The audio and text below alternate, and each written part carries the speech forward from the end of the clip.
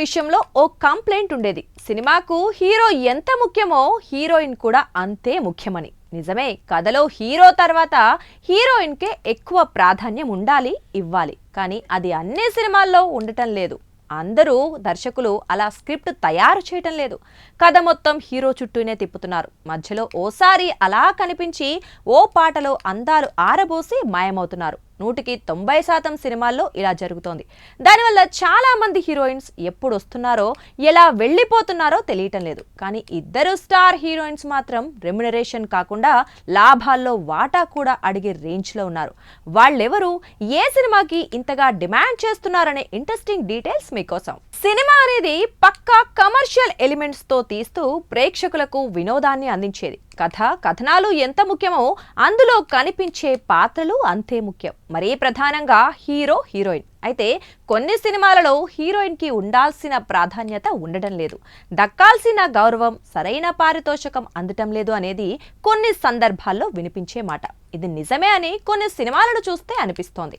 Commercial అంశాలలో heroine, item song, comedy అంటూ పోకడలు పోతున్నారు. కమర్షియల్ అంశాలలో హీరోయిన్ మిస్ అవుతోంది. హీరోనే అన్నీ చేసేస్తుంటాడు. మధ్యలో ఒక్క సీన్లో హీరోయిన్ కనిపించడం, అందాలు ఆరబోస్తూ ఆ పాటలో సందడి చేయడం తప్ప ఆపై ఇంకేమీ ఉండటం లేదు. రాజమౌళి, పూరి జగన్నాథ్, సుకుమార్, త్రివిక్రమ్ శ్రీనివాస్ లాంటి అతి కొద్ది మంది దర్శకులు మాత్రమే తమ సినిమా కథల్లో హీరోయిన్ పాత్ర చాలా కీలకంగా, అత్యంత ప్రాధాన్యంగా ఉండేలా చూసుకుంటున్నారు. ఇలాంటి దర్శకులు తీస్తున్న పెద్ద చిత్రాల్లోనే హీరోయిన్ కి కూడా మంచి రెమ్యునరేషన్ అందుతోంది. బాహుబలి ఫ్రాంచైజీ తర్వాత చాలా మంది హీరోలు సినిమా ఒప్పుకునే ముందే రెమ్యునరేషన్ తో పాటు లాభాలలో వాటా అడుగుతున్నారు. హీరోలు అడుగుతున్నట్టే ఈ మధ్యన కొందరు అగ్ర కథానాయకులు కూడా భారీగా రెమ్యునరేషన్ డిమాండ్ చేస్తూనే వచ్చిన లాభాలలో వాటా అడుగుతున్నారట. ప్రధానంగా హీరోయిన్ సెంట్రిక్ ఫిల్మ్ అయితే ఖచ్చితంగా ఈ పద్ధతుల్లో మేకర్స్ పాటించాల్సిందే అంటున్నారు. ఆషికీ మూవీతో బాలీవుడ్ లో పాపులర్ అయిన శ్రద్ధా కపూర్ ఇటీవల స్త్రీ 2తో భారీ విజయాన్ని అందుకుంది. ఆమె వల్లే స్త్రీ 2 ఇంత భారీ విజయం అందుకుందన్న ప్రశంసలు దక్కాయి. దాంతో ఇదే సంస్థలో చేయబోయే సినిమాకు ఏకంగా 17 కోట్ల వరకు రెమ్యునరేషన్, అలాగే లాభాలలో వాటా కావాలని అడిగిందట.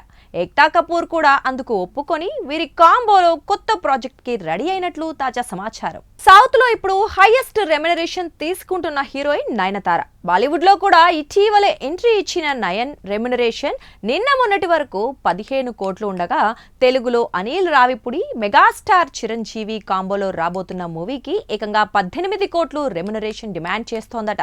నయన్ కి ఉన్న క్రేజ్ వల్ల ఈ భారీ రెమ్యునరేషన్ కూడా ఇవ్వటానికి మేకర్స్ రెడీగానే ఉన్నట్లు ఇన్సైడ్ టాక్. అయితే శ్రద్ధా కపూర్ రేంజ్ లో లాభాలలో వాటాను మాత్రం నయన్ అడగటం లేదు. మన హీరోయిన్స్ కి కూడా పాన్ ఇండియా వైడ్ గా మంచి క్రేజ్ ఉంది. ఈ కారణంగానే నయన్, శ్రద్ధ లాంటి వారు గట్టిగానే డిమాండ్ చేస్తున్నారు.